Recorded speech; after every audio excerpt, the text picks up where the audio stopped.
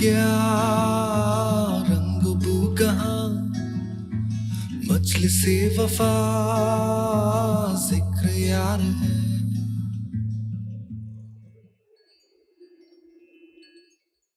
Hello and welcome to this special year-ender episodes of What's Your Ism. Now, in the course of this year,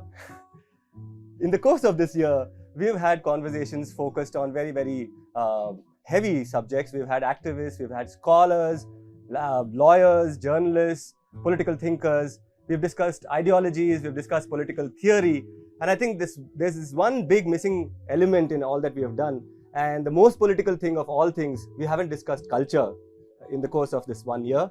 And that's why, for the year-ender special, I have an entire collection of cultural discussions. Right, now this is, like I said, Gokul Chakravarthy. Gokul is a filmmaker, a writer. He's been a sports writer. He's traveled across the world, writing on sport, on culture as well. And he's somebody who's been trying for many years to capture this ocean that is created by Parvaaz, Ocean of Music. He's trying to make a film on them. Goks, as we call him over here, is also the captain of my cricket team. Yes. And Guilty as charged. guilty as charged. He's the leader, and I hope that he'll help lead this conversation, kind of tie it together. Whoa. Yeah. So Gokul is here.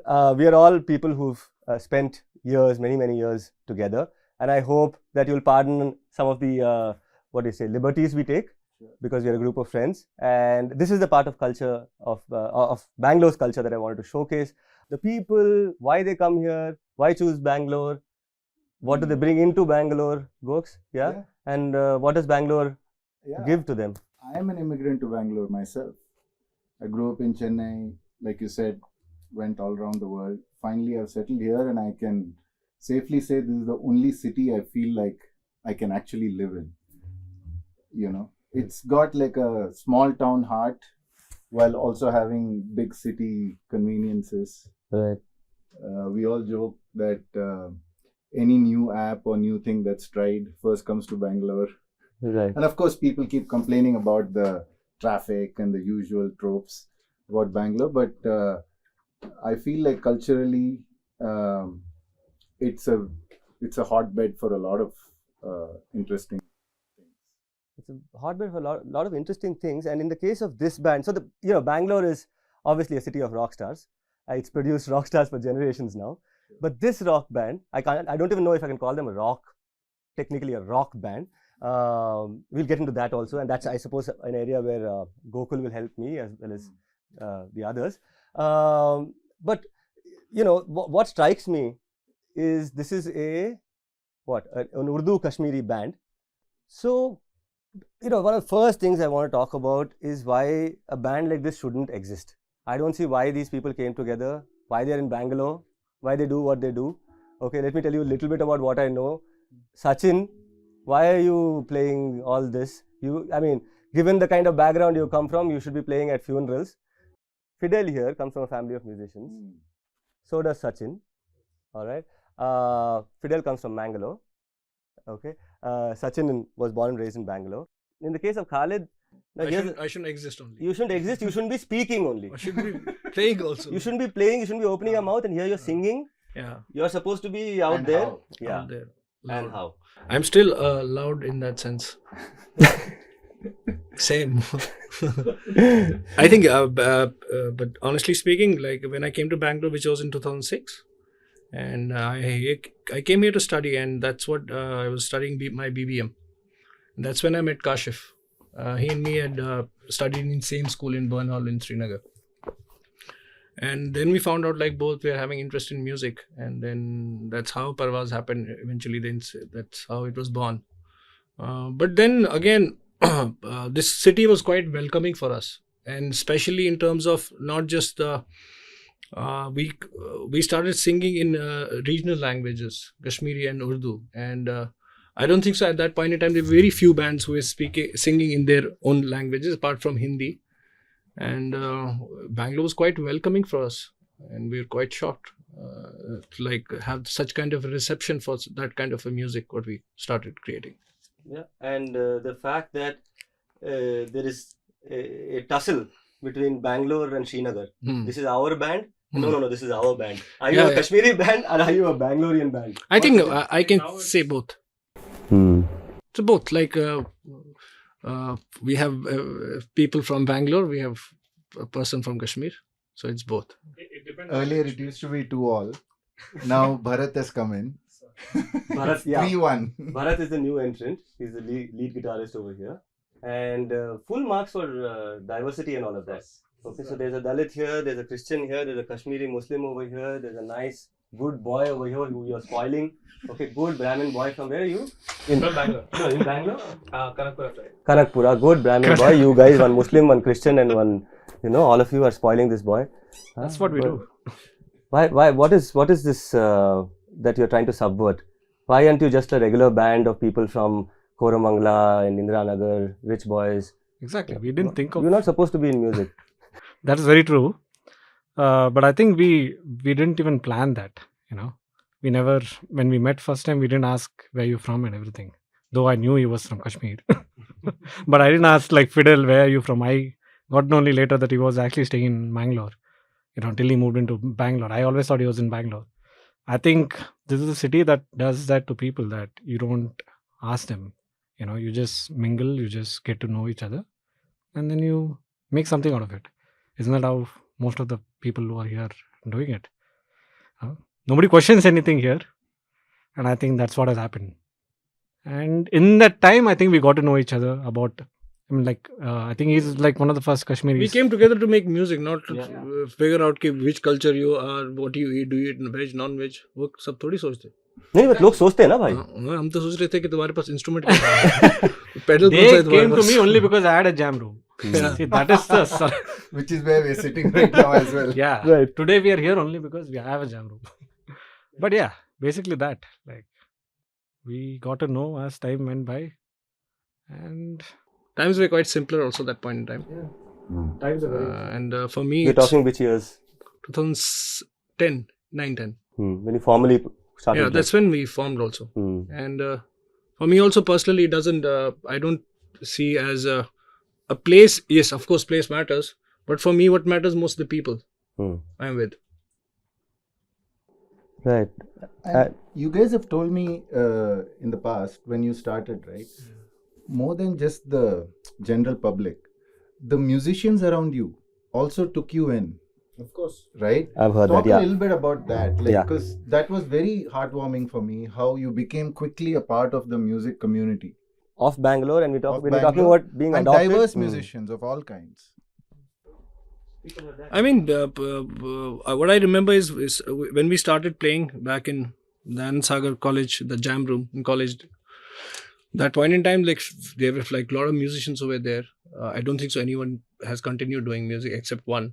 I know Udipan, who's from the same college. He has his band called As We Keep Searching. And apart from that, we met other musicians actually, truly speaking, through Sachin and other festivals that we are playing. And that's how we became friends with them. And that's how we also learned our, our instrument better. Because I personally am a self-taught musician. No, basically, there used to be one thing called what is it called? Live gig. It used to happen in, what is the park? Freedom Park. Not Freedom Park. Oh yeah. There's a fountain. Indira Gandhi Fountain. Indira Gandhi Fountain. Every first Saturday or something of every month, it's a free gig. So you put a slot there.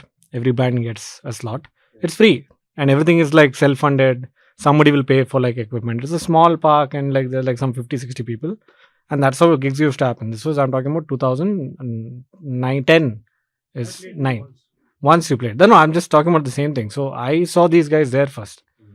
And that's how the community grows also, because a lot of musicians come there and everyone meets everyone. And that's how I got to know about these guys. It's a small community. Like everybody knows of each other. Even if they don't know about each other, they don't speak, but they know that guy exists, this guy exists. It's a small community. But what is it about Bangalore? Now, from my understanding, I know it to be the place where hip-hop first exploded. Okay, it's the place where rock music really took deep root.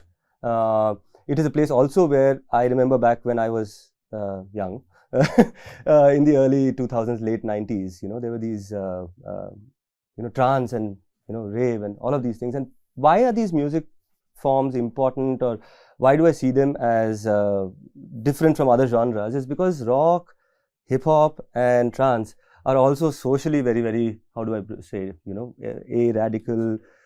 It's very counter culture. It is not mainstream, and it's very inclusive. For instance, hip hop and how it celebrates black skin, right? Rock, of course, how it celebrates rebellion and how it celebrates youth pushing against the envelope.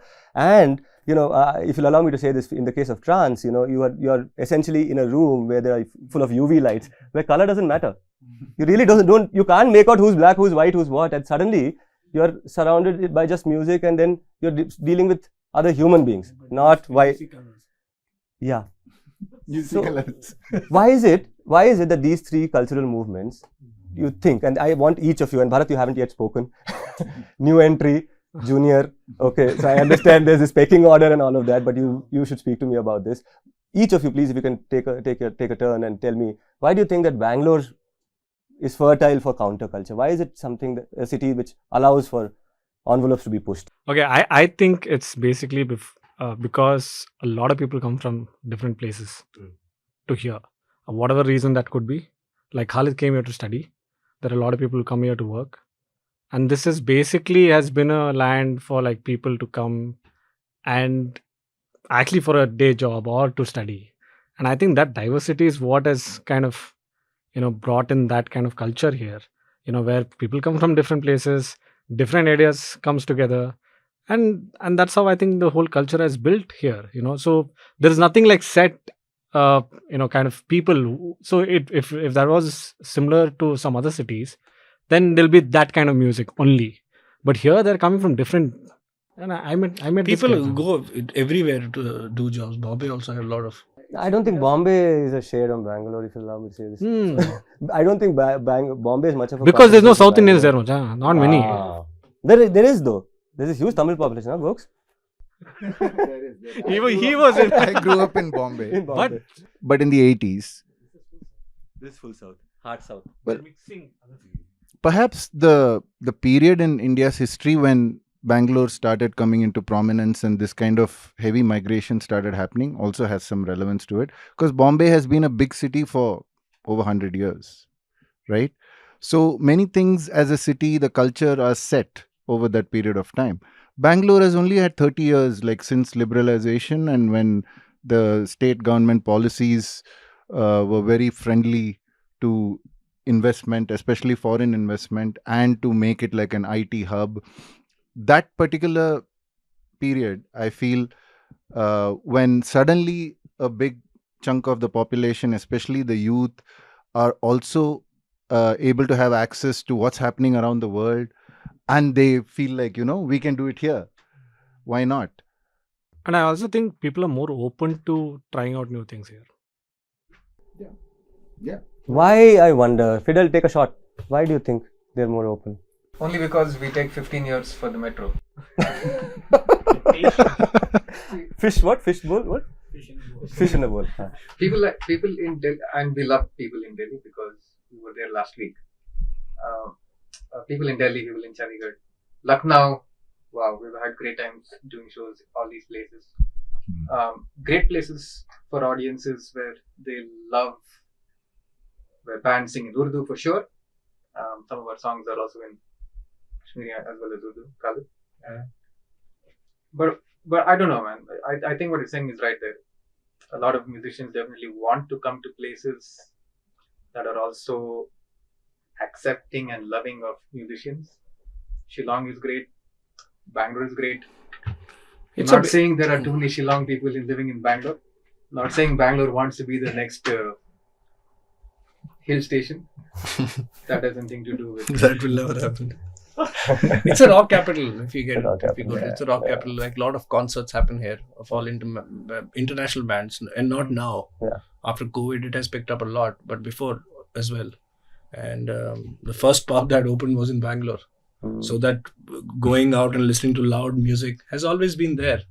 And when people go out, they do these activities. So it gets into them, and that's how Hmm. that rebellion mode is formed.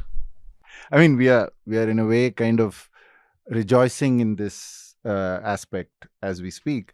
I also meet old Bangaloreans who are actually tired of this. There's too much noise, and like in Indiranagar where I live, there's like 6-7 pubs and clubs around, and there's always a clash between our homeowners association and those establishments, and so there is that aspect also. However, I think as more and more people go out of the country, have their experiences, study, make some money, they come back to Bangalore and try those ideas they've seen abroad. I mean, recently, if you see, there's an explosion of like these super boutique coffee houses or like craft breweries for beer, pizza, sourdough, and all of these things which had These only hipster things, yeah. they're exploding in Bangalore. Yeah, yeah. So And they shut also in 1 year. yeah, there's a heavy turnover. And then something else will come again. Yeah, exactly. So that going to that idea of like starting something new, it's I think a particular generation of people who have gone, like myself. I'm 45 plus, and there was a period when I left India, and when I came back, these things had become possible in India due to the government's policies also, and you find like-minded people who have had similar experiences as you, and then it's easier to kind of just come together and try something new, and then you find the patronage for it as well, because there are so many other people who are either willing to engage in those kind of things, whatever, culturally, various things. And like Khalid rightly pointed out, there's a huge turnover also. Like these things don't last, but there is that spirit of trying. Okay, let's try. It's become a startup capital also. Yeah, of exactly. India. I mean, Right. yeah, exactly. But in culturally also, when we say that, we often think of it as tech. Yeah, But culturally also, it's a startup capital. of course. It seems like to me. So, yeah, I think it's a certain period and certain generation where people with money are coming back to India and trying new things. That's been my observation. Sure. Now, this Bangalore segment, right? I'll close it with one question, if you'll allow me. Okay, which is that, of course, Bangalore for musicians, what it means for people who are culturally inclined is one thing. What does it mean for a person who's not, how do I say, fitting into a box, who's not a cardboard cutout of what is a typical Bangalorean? I know the city to be one where any average person on the road speaks 4-5 languages, Khalid. Right? Beyond the fact that you're a musician, you're also somebody who needs to eat somewhere. You need to live somewhere, right? I'm guessing not all your friends are musicians, right? And yeah, so there is this life beyond music, which I suppose I'm taking a guess here now. How do you think the city aids that life? For a person who is not, how do I put it? A cardboard cutout, because there is really no typical Bangalorean, is there? Yeah, there are Indiranagar boys. This Kormangla girls. I'm saying Kormangla girls. Kormangla girls, Indiranagar boys. Okay. Yeah, I mean, you can't really it's very difficult to say today who is a true Bangalorean. Mhm. Because some of our boys themselves have stayed for more than 10 years. Mm. And that's a huge time. Mm. And they may or may not learn the language, but they're equally a part of the whole society that has built this place. Right. So it's very rare now. Like it's so difficult that I also, if I meet somebody, like even an auto driver or like a cab driver or anybody, I'll first speak to them in Hindi. Then they'll do some gestures about Kannada. They're like, "Illa sir." Then we'll be like, "Oh, sir, No more.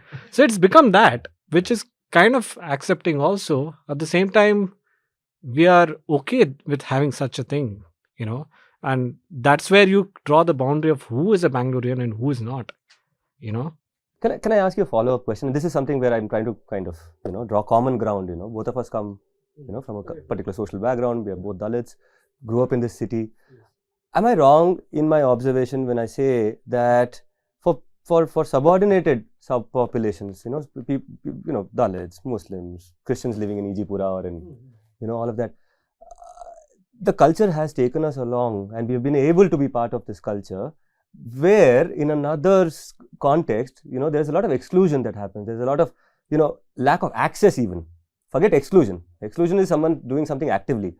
Lack of access is something where people are completely blind to the fact that inclusion is something which is important, right? How do you think, I know how I got exposed to cutting edge culture. You grew up in the same neighborhood where I did. Tell me a little bit about this. Let's say that we are very privileged, Of course. right? Of course. So I think I understand that I'm very privileged because I came through that background where I could actually be exposed to this kind of culture, because I had not heard a rock music before I came to Bangalore. And my dad comes from a background which he plays folk music. So maybe regional language, Bollywood, that's the max. So I think for me, I won't be able to speak for them, but I think I came from the privilege that I could be exposed to these things. Like I finally got a house in close to Indranagar. That wouldn't have happened if I was living somewhere else in a different area. Then my whole culture would have been different. I would have never met these guys. And somewhere I feel like that's what the city also does, you know. It depends on the area to area, how they are. If I live in different, like a Malleshwaram boy will be very different than an Indranagar boy, you know. So that way, yeah, like it's an interesting thought. But I think it's different. It's very subjective to people, I feel, you know. Thanks for sharing that. Yeah. It's a deep insight. We have lived in the same area. Yeah, exactly. So we have a different, but when you meet somebody from different other area, and that's what Bangalore is. Though it's tiny, it's still very... So many cities in a city. So many, yeah. It's like... So we've learned there is such a thing as geographical privilege within a city also. East Bangalore, yeah. The context in which you asked him about this was about, you know, suppressed classes or communities, which suggests lack of privilege. Yeah.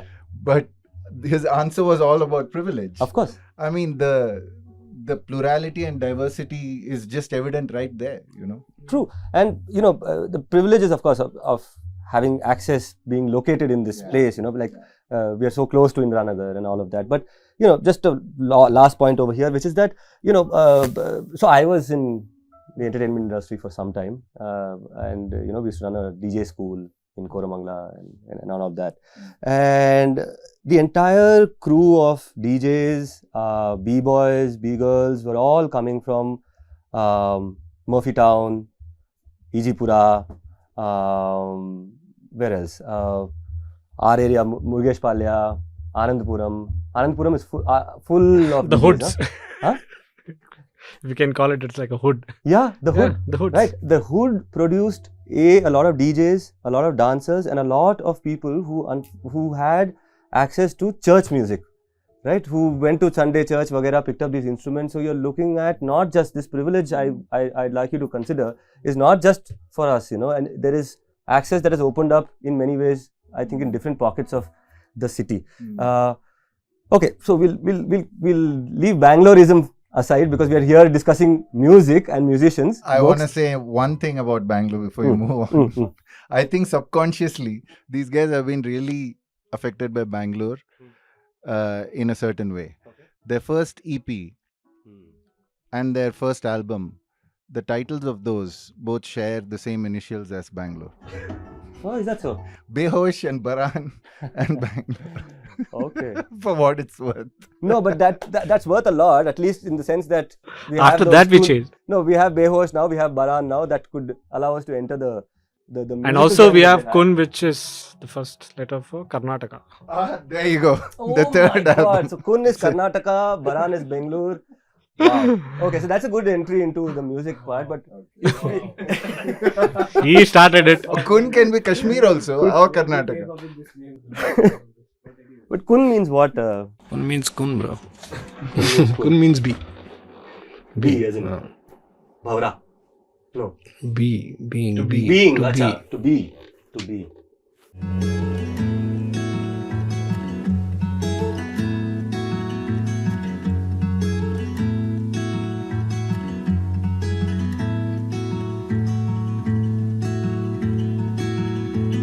मुश्किल गुल है क्या रंग बू कहाँ मचल से वफा जिक्र यार है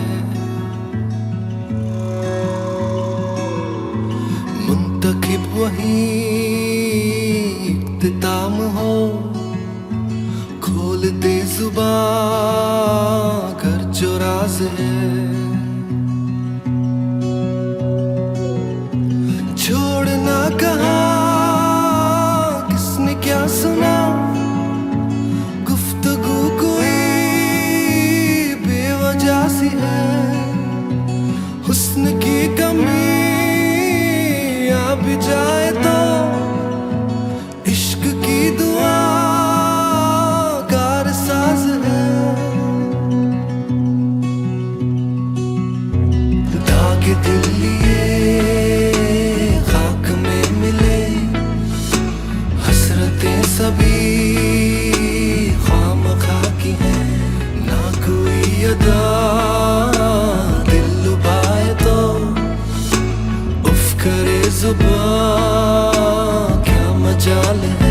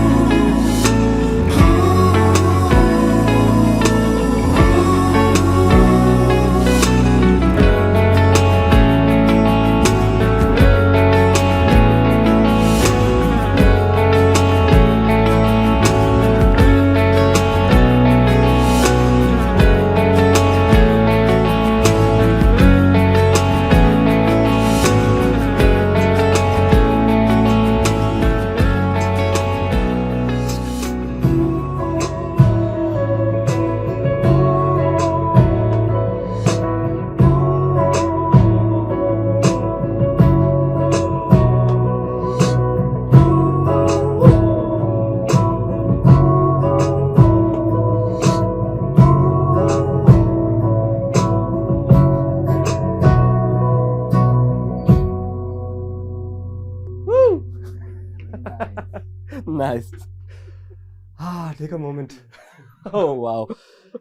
Now, Goks, I kind of forgot in the middle of that song, or rather, I was reminded at somewhere towards the end that this show is called What's Your Ism? Right. Okay. And the show is called What's Your Ism, and we've been discussing politics. You know, What's Your Ism can also mean, I believe, what drives you. You know, what's your ikigai. Okay. And to deconstruct that, I think lyrics are a good way to get into this business of what are you trying to say. You know. So this. Good luck with that. No, good luck with that to you. Good luck with that to you. Good luck with that to you, Goks, because you're the one who's going to interlocute this discussion about this particular song and these lyrics. Khalid, what are the lyrics? What are you trying over here? See, I wish I knew. And I'll tell you why this is not funny. Let me take this as a cue to tell people why this is not funny. Because in Parvaaz's music, and I've spoken in passing to Khalid about why I try to avoid your music, is because there are phrases and words that jump at you and make you uncomfortable. Okay, which speak to your suffering, which speak to your struggle, which are sometimes almost, is he murmuring? Did he actually say that? Oh, he did say that, you know, and those words keep jumping out at you, and it has this trigger reflex. You know, in my case, those triggers can be goosebumps to tears. Okay. Yeah. And that's why. Do you feel like that, Gokul? I do, and it's my experience has been it just dips you into feeling, and I think the way they create also, being privy to their process for years now, their primary focus is sound. Everything that they want to express, the preoccupation, if there is any, for them is sound. So much so that there are some very popular phrases and words that exist in their songs have just been Khalid mumbling them in the jam room. They love the sound of that word more than the meaning of that word. That's what happened. Like when we started writing, when we got into writing Kashif Filmi in the early days, and there was another friend called Umar Alai, who has written songs for Kun, Baran, and collaborated with us. we went to jam room and like there was just a melody or a guitar riff and some parts we just had. We didn't have lyrics at that point in time, so we used to sing anything, because nobody will anyways understand. Nobody will anyway understand it's in Kashmiri, so might as well escape that route and because sometimes when we generally started, there were only like 5-6 songs of ours, out of which like 4 were written, and then there were few other songs there were no lyrics on it. It was just me mumbling sounds, different sounds, because I look at vocals that way. The sound for me, for a word, makes sense to me more, and of course the meaning as well. That's why it's a difficult part to find that sound in that word. So that point in time, we just used to like sing in like we call it gibberish and just sing it out. And when we try to write lyrics, me and Kashi used to sit together and we used to write, and then listening to those recordings, we'll try to like make a word fit to that vocal sound that has been done. And sometimes if it's not that vocal sound, it was a difficult part for me too, because I've gotten used to singing that way. Yeah. And yet it conveys so much, like you said. Yeah. Unintentionally. But Perhaps. we intend to make meaning out of it. Definitely, lyrics are quite important to us. Yeah. For our sound, because if the sound has such kind of a soundscape, such kind of a depth, having a meaning, a lyric just for like something won't be. It doesn't make sense. Which is what I was saying when I said that there are these words that jump out at you. They shake you a little bit. I don't know if it is me. Okay, when I say you, I'm definitely speaking about my experience. I know these guys. I know where they come from. I know your entire gang. I have a sense of the highs and lows and how things happening outside are things that don't leave you untouched. I've seen you suffering when things were not. Yeah. So it just came out. Like for instance, when we were making Color White. Yeah. And I remember the first word that made sense to me in that initial jams was Shamja. And it was not. Yeah, Shamja. Yeah, I've heard about this story. We didn't come later and rewrote that line. It was always, and so was Shaman. Sochna dil kabhi Sham manzoor hai. And make sense out of it and how that's where the job of Kashif and after all of that, together. Sorry, and after all of that, they named the song Color White in English. And by the way, spelled the American way. And that was Color. always in my head. I wanted to be that. I had a story for a video which never existed. It never happened. But yeah, that's how it happened. Would any of you agree if I described your music as melancholic? Of course, sure. Some bits of it. Are you trying to make people cry and all that? We're not trying. We're trying to express like our feelings. Yeah. I mean, you're welcome to cry with us. Yeah. And cry over what? Okay, this is where I want to kind of push the boundary of this conversation. Cry over what? Okay, so different people are crying over different things, and I would invite you to consider that a lot of people are crying over Mahal.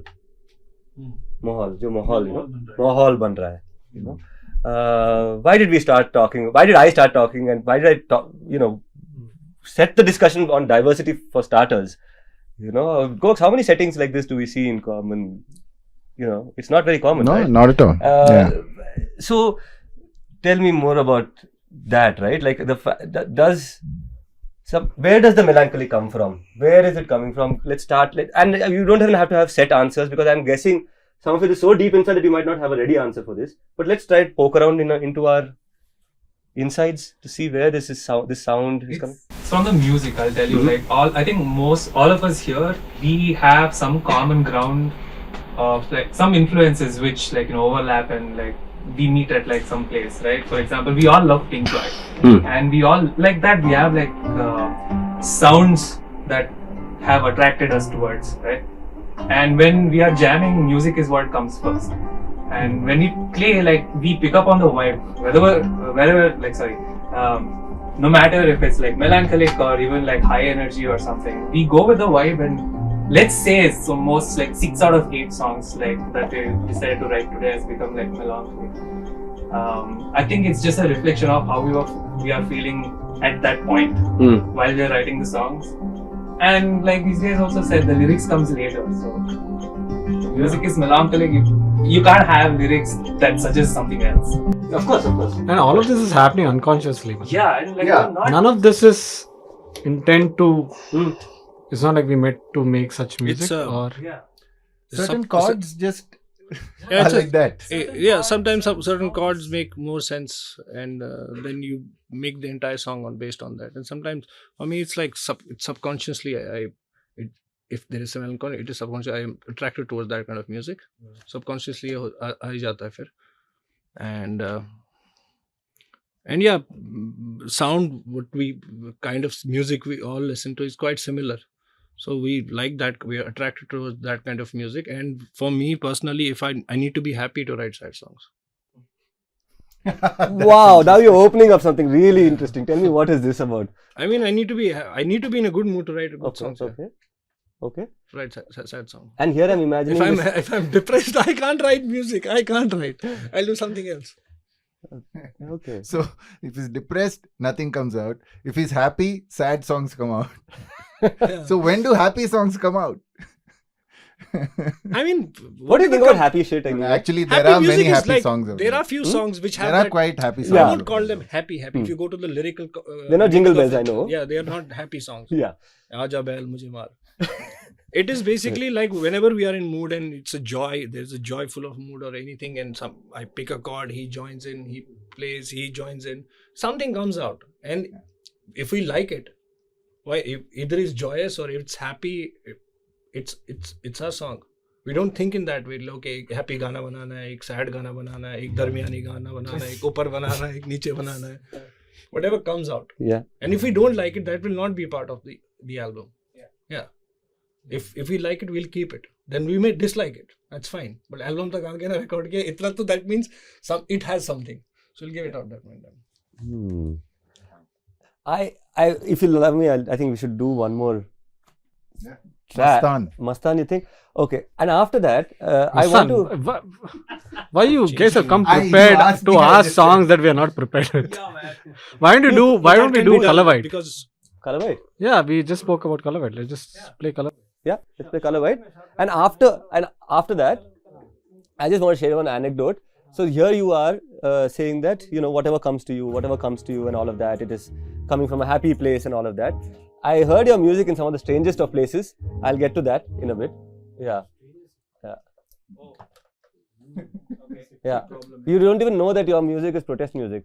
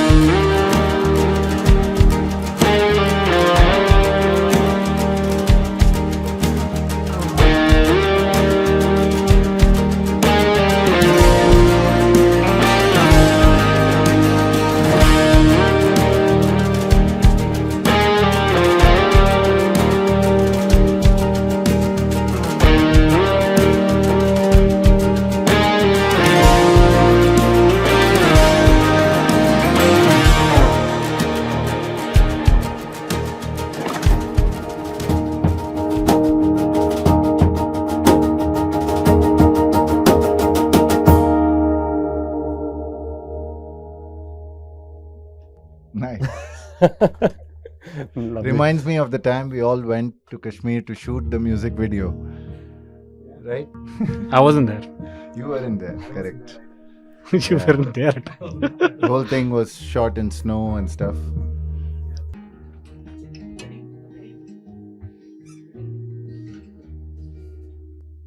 Okay, guys, now you've gone into like long-winded explanations about how your music is coming from an instinct that you're not trying to put those certain kinds of thoughts in people's minds. You're not trying to be, let's say, political. From what I gather, so I find your music very political. But the other thing is, you won't believe me when I say that I suddenly heard your music at a protest site. Do you know that your music is also considered protest music? Which song was playing? This was I can't remember the song honestly, because this is I told you which incident this is. Okay. This is very many years ago, and at least about like 30,000-40,000 people were there, and during the day there were all these hum dekhenge. And in the evening, they start, when people were like winding down, they were, with your music. So, I could instantly see why it appeals to them. What do you think about how people receive your music? I mean, different people perceive our music in a different way, especially because the lyrical content is done in such a way. It's all metaphors. So you can, whenever we are done songwriting or not, especially the lyrical part, it is not kept in a box like it's a direct message for any kind of thing. So it has many meanings, to each his own, basically.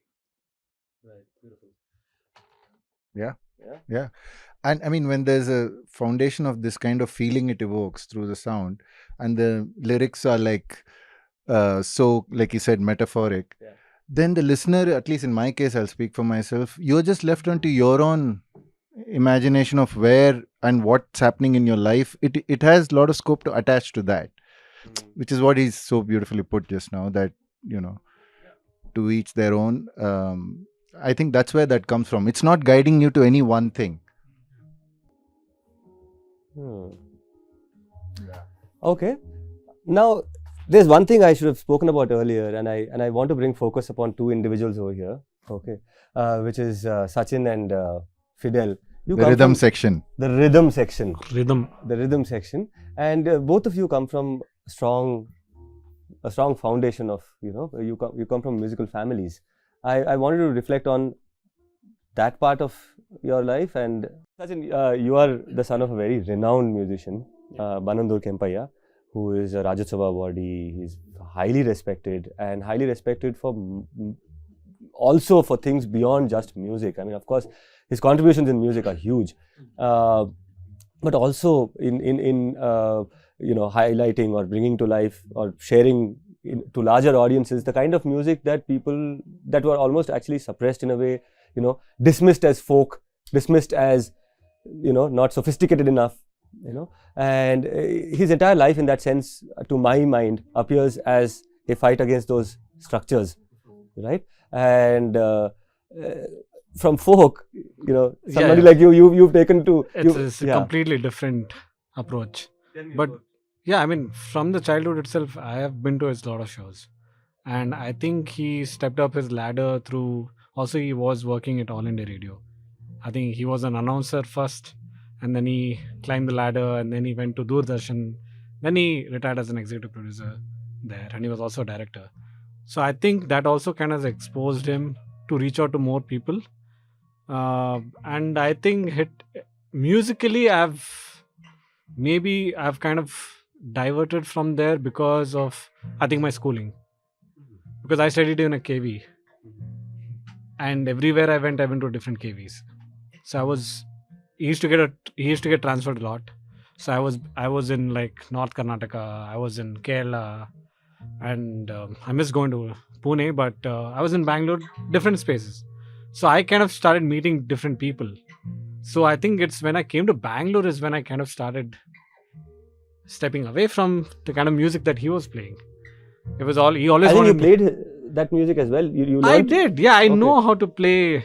Your dad wanted you to play tabla, no? Yeah, he always told me like, why do you have to carry so many things when you can just carry two? Why you live? Practicality. The practicality That is so more practical. important. Okay. That's why he built the jam room here, so he doesn't have to carry the drum. Yeah. But I did start with tabla and stuff. But I think it's only when I came to Bangalore, it's kind of I got introduced to a lot of things. I think it has to do with like the first song that I heard was Limp Bizkit. It was very different from whatever I've heard before. Right, of course. And that kind of attracted me. And for all the means that my dad is against Western music, he's not. But he wants to push his culture, right? Of His course. folk. And it's a disappearing culture. It's a culture. It's a that is- disappearing yeah. culture also. And he did a PhD on it. He spoke about how instruments been used. Even his songs are all lullabies that his mom used to sing him. And yeah, and even some of the songs that came in the movies is basically, it was him who used to sing it. I'm talking about Yellow Jokapa, which came in one of the movie. But he never got the credit that because it was never copyrighted or so it was just picked up and then it became famous. But still nobody knows that it's an actual folk song, right? It was there in which movie? Jogi, right? So that way I know I'm also not doing enough to promote his work, but I think he has done great things for himself. And I'm in a different direction, but he has never not supported. For years together, we have jammed below, next to his room, louder than what we play today. And he has been very supportive since then. So his idea is that in the end, do something, but do it in music. It's fine. Cultural difference, this, that. It's in the end, it's the aspect of it is music, So he's been very supportive in that way. But yeah, influence in terms of his life, how he has come up. We still listen to his songs and all, but yeah, maybe not, we're not playing the same kind of music, but yeah, a big influence. Yeah. Thanks for sharing. Thank you so much. Thanks for that. Yeah. Thanks for asking. No, that's a lovely personal story. I love to hear that. And No, he also came once and he jammed with us and all. Every time we come Has for he jam, jammed with his dad? one Little bit. just. Really? Yeah. What was that like? He just came and said like, give me the mic. I'm going to sing. So, Oh, he please. sang? Yeah. Then he started singing and we're just looking at him. But he has never said like you should not play this drums is a Western instrument. Because he also came through that era of being oppressed by not being Mainstream able to stuff. play these music. These musicians are not allowed to play probably in the wedding or somewhere. So he understands music is music no matter what culture or whatever background it comes from. Everything is to their own. Somebody wants to play some music, it's fine. Let everything be there. Can I, push another question in over here? This thing of drums, Sachin, and Dalits. Drums, and it's a symbol of our oppression. It is a symbol of our assertion as well, of our protest as well. Symbols. And a symbol of our protest, a symbol of our oppression. So many of radical Dalit groups have been named after the drum, like Tamate, Parai, Dappu, and and things like that. I've tried to kind of work in some capacity with the community's children and things like that, and I have had these arguments with people who are collaborating with me to work with the children, trying to introduce music to them. And I kept fighting, saying that, teach them drums, don't teach them parai, don't teach them dappu. I'm just going to leave that as a provocation. Do you want to respond to that? How do we see this? See, I think when you start talking about the hip hop culture, like Arivu, right? Yeah. Even he is also as a Dalit collective kind of a band. Again, it's a mixture of modern and a little older music. So I think as time goes, I think we should try and merge it. And the whole point is to remove that border, right? Sure. In the end, we don't want to say this instrument is mine.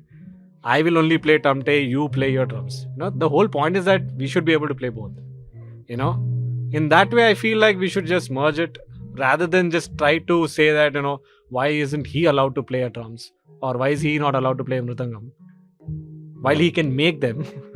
But this idea of rejecting the tamte, saying it's a symbol of our oppression, go away. I don't know if it resonates with the younger people. Yeah, I don't think. I mean, only way it resonates is in festivals. In a festival, I'm talking about puja and stuff. It is there in the mainstream. Most of the Kannada songs have it. Just that we don't see it as a cool element. A drums is cool. So maybe, I don't know how it can be helped, but I think, somewhere you can say that if you stop drawing the line of who has to play what, I think it will solve itself, the problem. So nicely put. Thank you. Can I just toss the same question back to you, Khalid, and ask you, okay. Tell me, bro. What is the expression about? Yeah. I'm saying what you should do, what you shouldn't do, and things like that, right? Coming when we're talking about identity and things like that, there are these boxes in which again people are sought to be cast, and you are definitely breaking out of a box. Do you want to talk about, indulge me in that discussion? I mean, being in a box has always not been my kind of a thing. Some would say haram hai na ye gana wana. I mean, to due respect to them, it is. If you go to the books, but for me, as far as it gives me relief, and I'm not doing something which is harming anyone, or I think it's fine. People who also say that also listen to it. Yeah, I know a lot of people who do it, and if whatever if it's a guna, and I have to answer to the Lord, right? It will be between him and me, not to the other people. I respect them what it holds. I know it's wrong. I know what it is, but I choose not to get into that. It gives me peace. I think this connects me more with myself than anything else.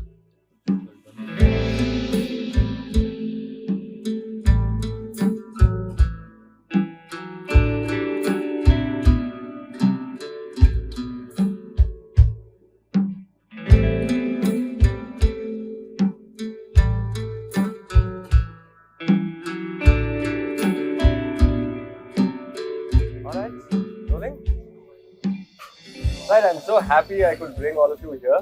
This place has a lot of memories. This is a place I've been coming to since my childhood.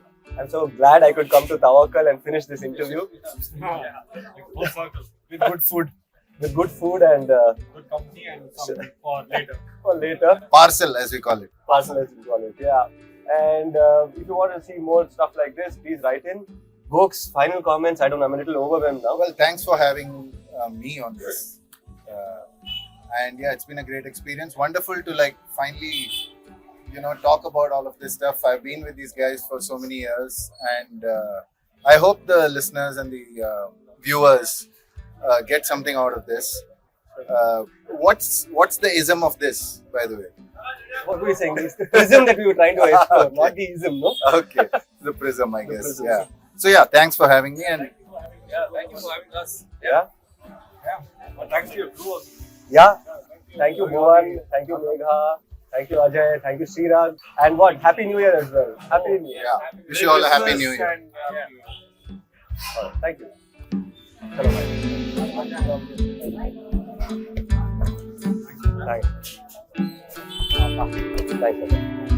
Ghost, thank you so much, Ghost. Okay, thank you, man. Thank you. Welcome to the crew and all that. Welcome to the family. Welcome to the extended family around this